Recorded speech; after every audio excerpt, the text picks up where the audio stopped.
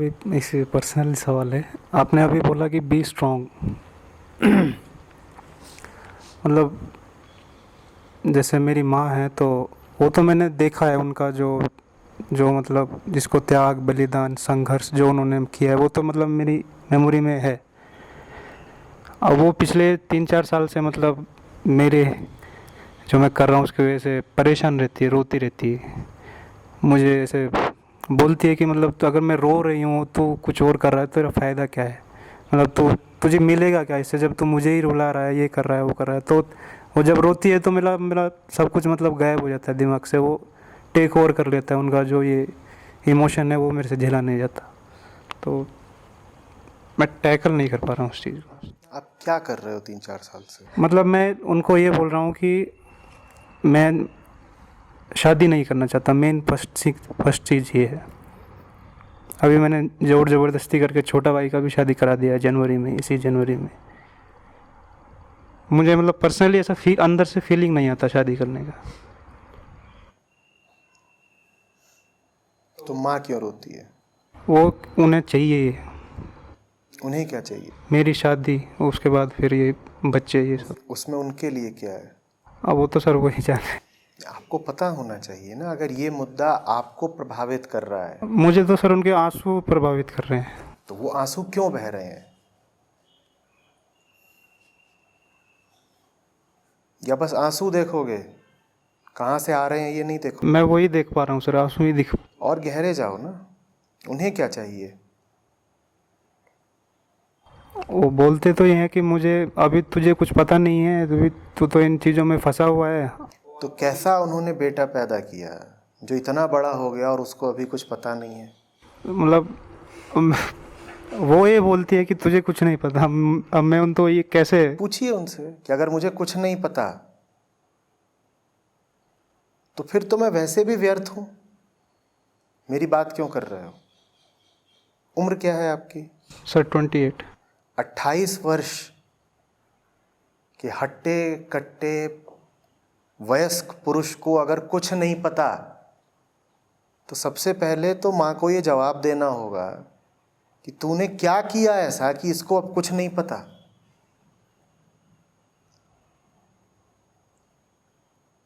या तो कुछ ऐसा खास किया गया इसके साथ कि 28 का होके भी ये नादान है, या फिर हकीकत ये है कि ये नादान नहीं है, तुम इसे व्यर्थ ही परेशान कर रहे हो।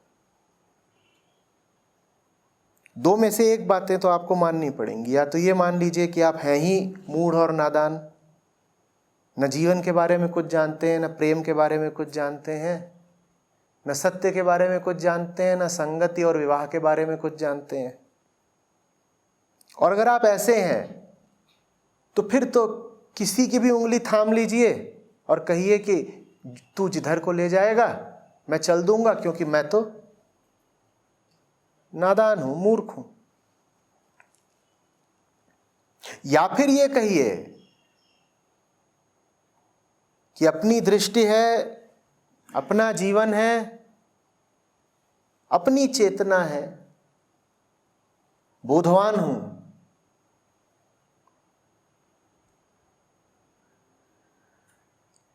समझता हूं जीवन को और अपने निर्णय करना जानता हूं। और उसके बाद फिर इधर उधर की बातों पर ध्यान न दीजिए। सर मैं ट्राई करता हूँ ये सेकंड वाला ओपिनियन रखने के लिए, कर भी रहा हूँ, मतलब बहुत चल रहा है, पिछले 3-4 साल हो गया है। बट जब ऐसे फिजिकल जब मैं उनको ऐसे मतलब वो मेरे से मतलब आई कांट। वो इसलिए है क्योंकि आप पूछ ही नहीं रहे हैं कि आंसुओं के पीछे क्या है। आपके मन में आंसुओं को लेकर के एक कोमल मुलायम धारणा बैठी हुई है।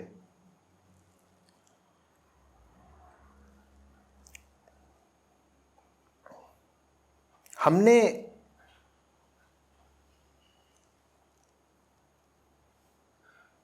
आंसुओं का संबंध शुद्धता, सत्यता, पवित्रता से जोड़ दिया है।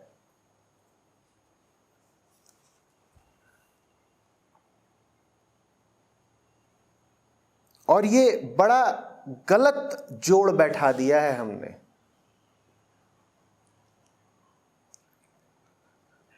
आपसे कोई व्यक्ति कोई बात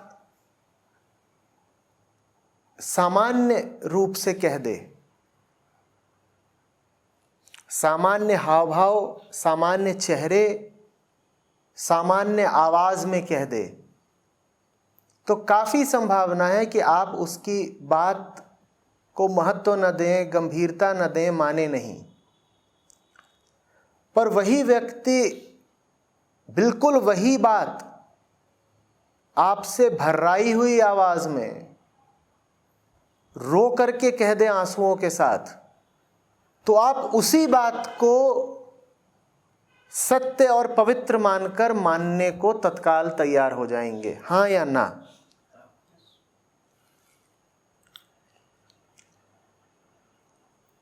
हमें कुछ ऐसे संस्कार मिले हैं कि आंसू बड़ी बात है।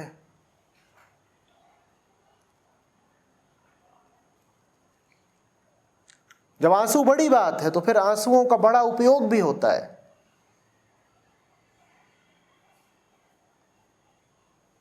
और अक्सर जिनके पास और कोई बल नहीं होता, उनके पास आंसुओं का बल होता है।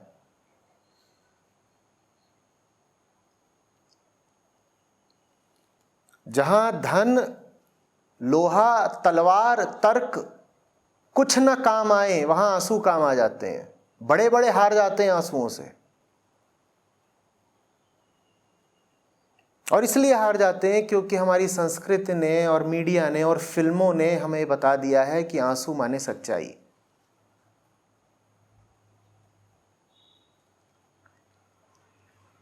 हमने आंसू को करीब करीब आत्मा के समतुल्य बैठा दिया है।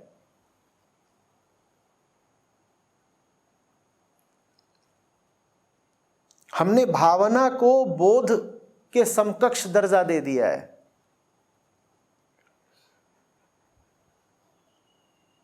चूंकि आत्मज्ञान नहीं हमें, तो इसलिए हम जानते ही नहीं हैं कि भावना और भावुकता चीज क्या है। हम बड़े सम्मान के साथ देखते हैं भावुकता को।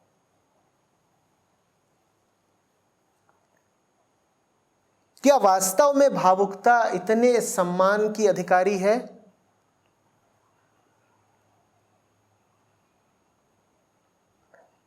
ये जानने के लिए पहले बताना पड़ेगा कि भाव होते क्या हैं, कहां से आते हैं।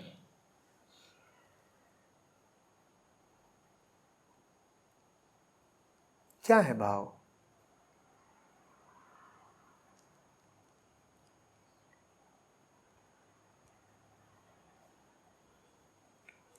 चित्त की गहरी वृत्तियों का शारीरिक तल पर प्रदर्शन है भाव। वृत्तियां हर समय मौजूद हैं। वो जब शरीर पर ही छा जाएं तो आप कहते हैं व्यक्ति भावुक हो गया।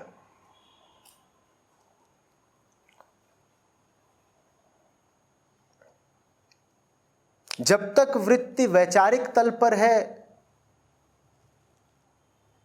तब तक वो शरीर में परिलक्षित नहीं होती। जब वो और सघन हो जाती है,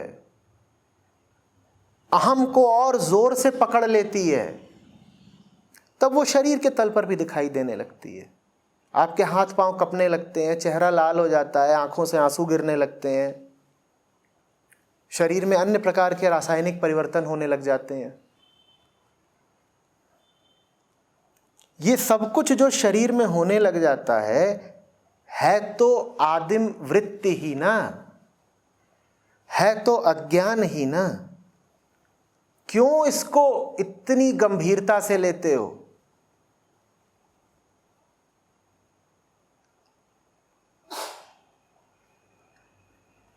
फिर तो इस छींक को भी बड़ी गंभीरता से लेना पड़ेगा। यह भी तो एक शारीरिक अभिव्यक्ति ही है।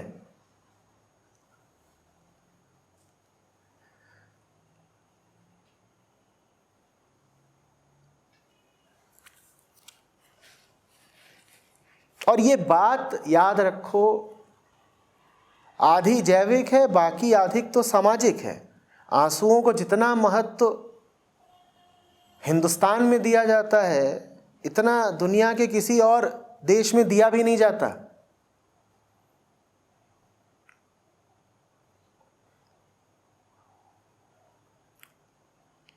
और इसीलिए हिंदुस्तानी जितना रोते हैं उतना और कोई रोता भी नहीं। उन्हें पता है कि रोने से लाभ मिलने नहीं वाला। यहां पता है कि रोए नहीं कि काम बन जाएगा। 2 आंसू गिराने की देर है, बताओ क्या काम कराना है, अभी होगा।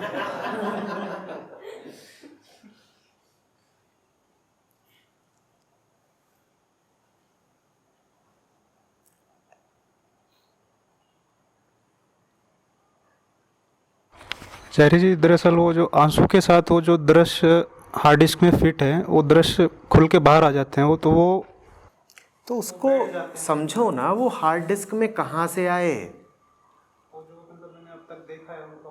उनको नहीं देखा है, फिल्मों को देखा है।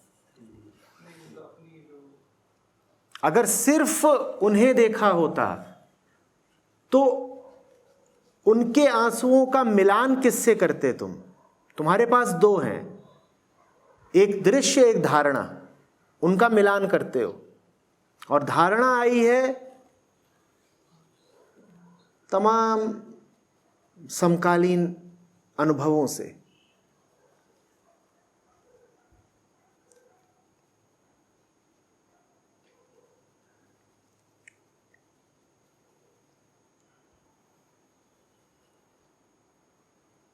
मैंने कल कहा था, किसी की जिंदगी से छेड़खानी मत करो। किसी के जीवन में यूं ही प्रवेश मत करो। बस एक वजह होनी चाहिए किसी के जीवन में प्रवेश करने की, उसकी भलाई, उसका हित। और दूसरे का हित तो कोई संत ही जानता है, कोई मुक्त बुद्ध पुरुष ही जानता है। हम क्यों दूसरे की जिंदगी में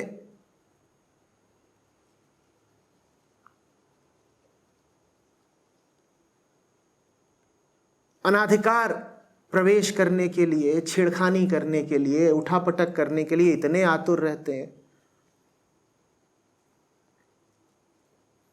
क्यों? और दूसरा, अगर 2 साल का बच्चा हो तो समझ में आती है बात। उसको अभी शारीरिक दृष्टि से संरक्षण की जरूरत है। उसे उसकी इच्छा के विरुद्ध भी हो सकता है तुम उठा करके एक जगह से दूसरी जगह रख दो। पर 28 वर्ष का बलिष्ठ पुरुष, उसके जीवन में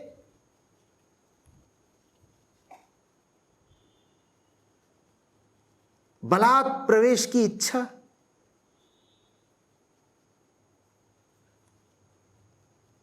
कैसे उचित है भाई? कैसे?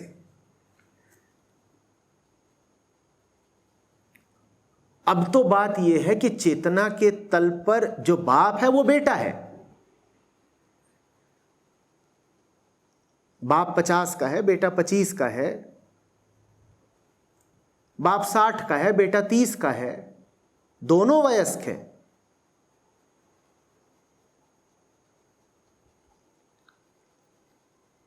बराबर हैं दोनों।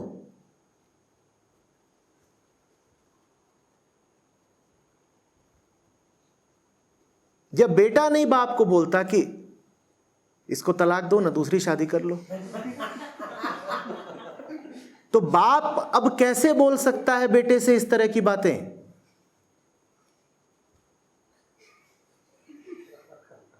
बोलो।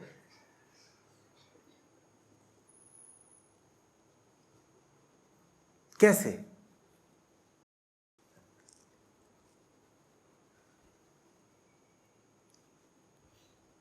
बराबर के हो, हर तरीके से बराबर के हो। प्रकृति की नजर में, कानून की नजर में 28 के हो। बड़ी से बड़ी जिम्मेदारी के पद पर बैठ सकते हो। बैठ सकते हो या नहीं? बोलो।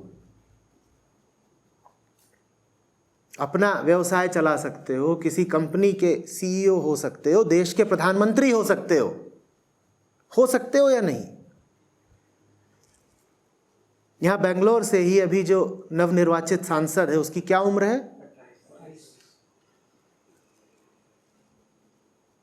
तुम भी मान रहे हो और दुनिया भी मान रही है कि उसमें इतना बोध है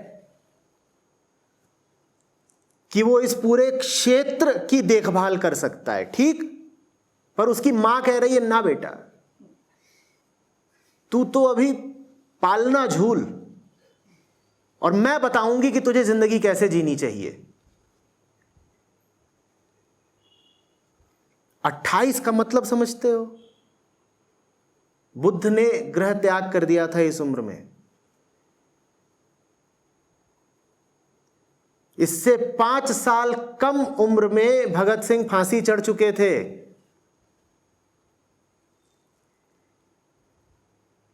इसी उम्र के आसपास जीसस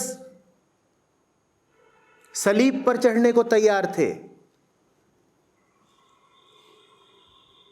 इसी उम्र से बस 10 वर्ष आगे विवेकानंद अपना काम पूरा करके सिधार भी चुके थे। और तुम अभी ये बातें कर रहे हो कि मां ऐसा बोलती है, मां वैसा बोलती है। 8 के हो या 28 के?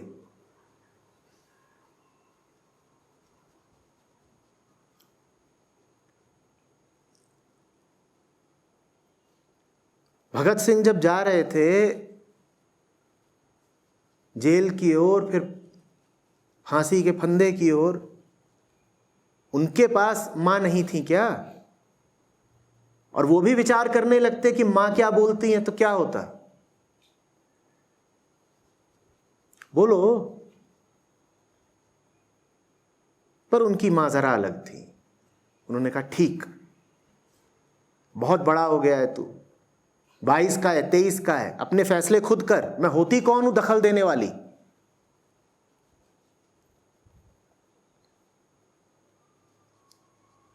वैसी मां चाहिए जो ऐसे पूत को जन्म दे जो अपनी जिंदगी आप जी सके। अगर माओं को और पिताओं को 30-30 साल के पुत्रों और पुत्रियों की जिंदगी में भी दखल देने की जरूरत पड़ती है, तो मैं पूछ रहा हूं ये कैसा पूत जना है तुमने कि वो अभी 30 साल में भी वयस्क नहीं हुआ? और अगर वो वयस्क हो गया है तो तुम उसकी जिंदगी में क्यों टांग घुसेड़ते हो?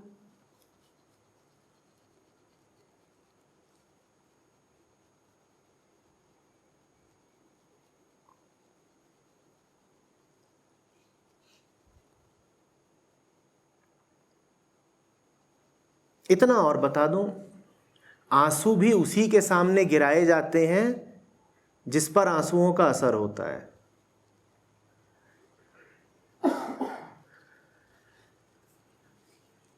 आंसू भी टैक्टिकल वेपन्स होते हैं, कोई उन्हें बर्बाद नहीं करता, बिल्कुल देख समझ के छोड़े जाते हैं, सही मौके पर, सही जगह पर और सही मात्रा में।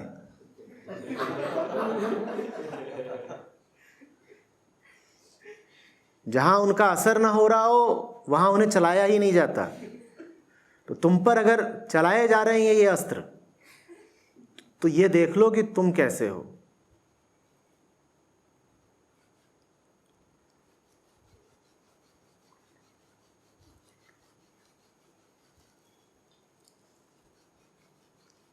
कुछ बातें नितांत निजी होती हैं,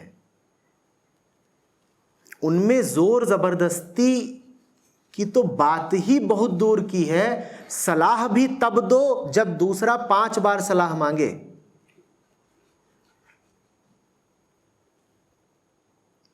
प्रेम एक ऐसा ही मुद्दा है, बहुत आत्मिक बात होती है, हस्तक्षेप नहीं करना चाहिए। मैं कह रहा हूं सलाह भी तब देनी चाहिए जब कोई 5 बार सलाह मांगे। और ये बात मैं किसी 14 वर्ष के लड़के से नहीं कर रहा हूं। कोई 14 वर्ष का हो, कोई 16 वर्ष का हो, उसको कान पकड़ के बैठा लो और कुछ बातें समझा दो, ठीक है। पर कोई 28 का हो और उसको तुम सिखाओ कि प्रेम क्या है और विवाह क्या है और कैसे करें और कैसे नहीं करें, तो ये बड़ी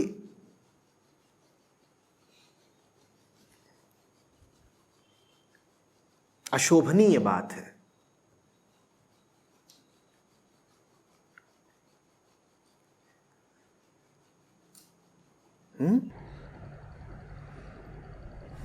नमस्कार।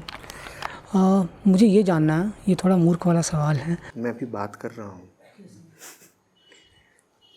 पर हम इतनी हड़बड़ी में होते हैं।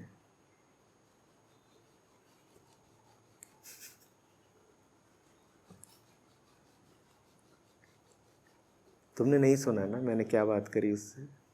अपने ही प्रश्न में खोए थे ना।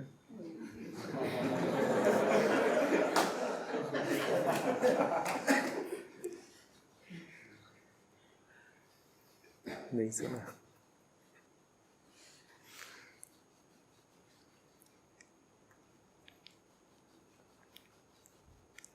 यहां भाई की जिंदगी का मसला है।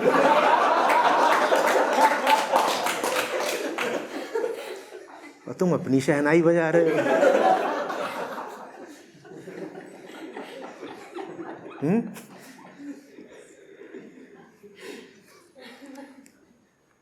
अब मूछें रखी हैं तो मूछों का मान भी रखो।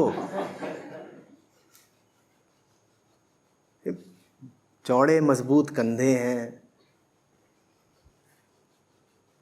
आंचल में ही खेलते रहोगे।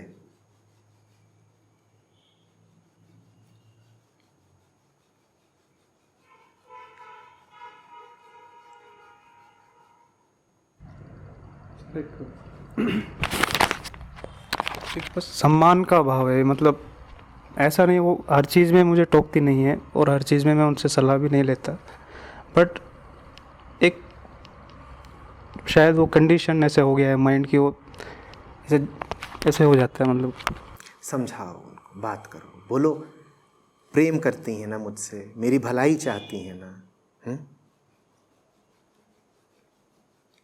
आप मेरी भलाई चाहती हैं या विवाह चाहती हैं? विवाह भी अगर चाहती हैं तो मेरी भलाई के लिए ही चाहती हैं।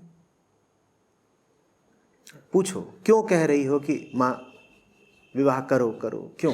बोलेंगी इसी में तेरी भलाई है बेटा, इसलिए कह रही हूँ। ठीक, यही कहेंगी ना। तो कहो कि इसका अर्थ है कि विवाह नहीं चाह रहे हो, मुख्य बात यह है कि मुझसे प्रेम करती हो माँ और मेरा भला चाहती हो, है ना?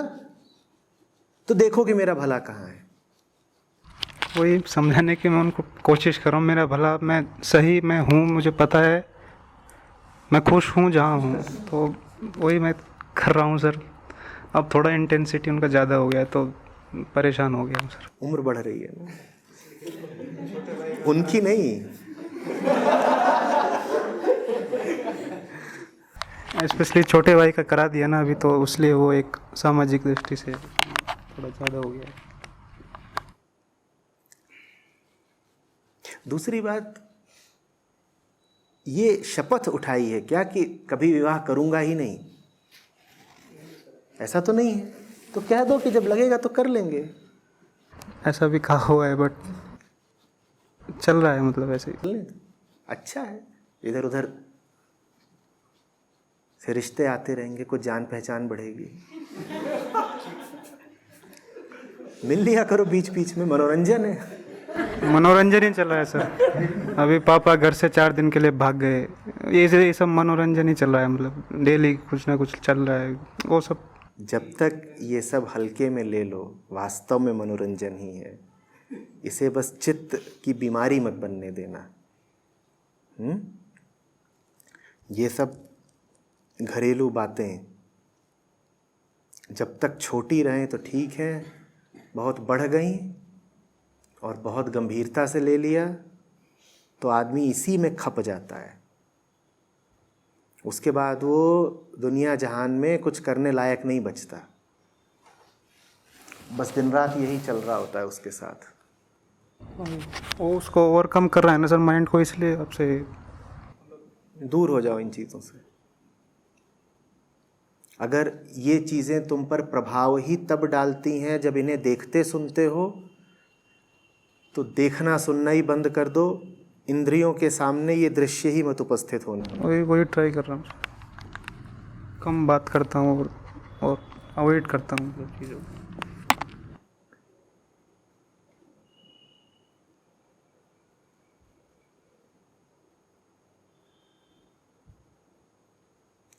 ये अधिकार सबको है कि जो कुछ उन्हें व्यर्थ ही व्यथित कर देता हो उससे जरा बचकर रहें। सत्य भी झंझोड़ता है, माया भी झंझोड़ती है। सत्य झंझोड़ता है ताकि तुम शांति की ओर जाओ, माया झंझोड़ती है ताकि तुम और अशांत हो जाओ। और ये अधिकार सबको है कि माया को कहे छुओ मत हमें, हमसे दूर रहो। हम नहीं चाहते कि तुम बार बार आकर उपद्रव करो, हमें झंझोड़ो, हमें परेशान करो। इसमें तुमने कोई पाप नहीं कर दिया अगर इस प्रकार के अनुभवों से अपने आप को तुम दूर कर लो।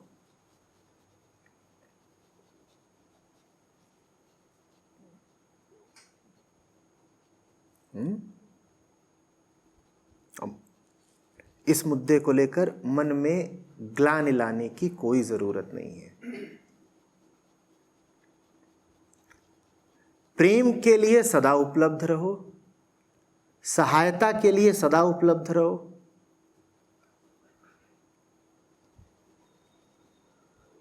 पर अपना शोषण करवाने के लिए उपलब्ध रहना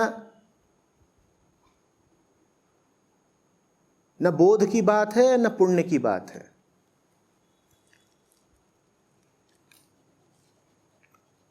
माता पिता से प्रेम रखो, उन्हें जहां कहीं भी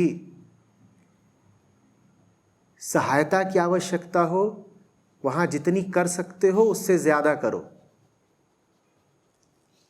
बिल्कुल निकट आ जाओ, हाथ थाम लो सहायता करने के लिए, वो पुत्र धर्म है। लेकिन व्यर्थ की चीख पुकार में फंसे रहने के लिए निकट बने रहना कोई ईमानदारी की बात नहीं। किसी के पास रहो तो ऐसे रहो ना कि पास रहने से दोनों को शांति मिलती है। अगर पास रहने से चीख पुकार ही होती है तो क्यों अगल बगल रहते हो?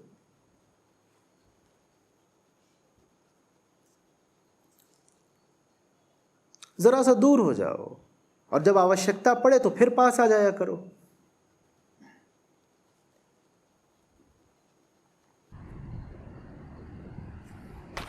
सर वही ट्राई कर रहा हूँ। वो दिल्ली में रहते हैं, जब उनको ज़रूरत पड़ती है तभी जाता हूँ, तो जाता ही नहीं हूँ।